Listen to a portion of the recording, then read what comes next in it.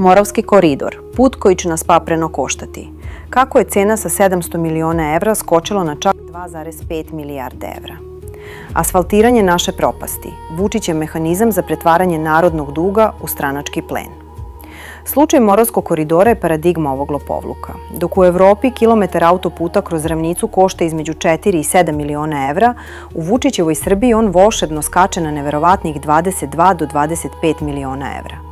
To je cena ćutanja, cena provizija i cena sistema u kojem se ugovori proglašavaju za državne tajne kako niko ne bi video koliko se ko ugradio u svaku tonu sumnjivog asfalta. Za taj novac Austrijanci ili Švajcarci buše najkompleksnije tunele kroz Alpe, dok mi u dolini Morave plaćamo cenu kao da gradimo most do Meseca.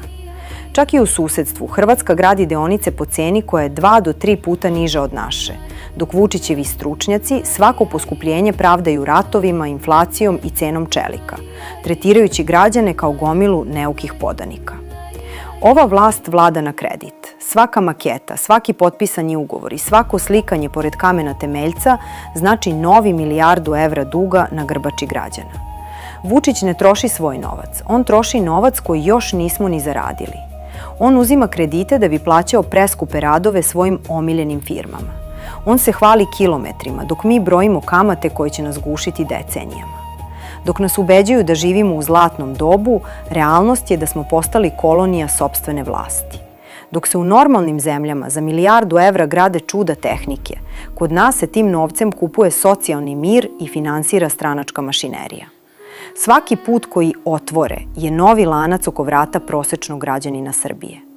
Aleksandar Vučić je Srbiju stavio pod hipoteku, a založio je jedino što mu nije pripadalo – naše sutra.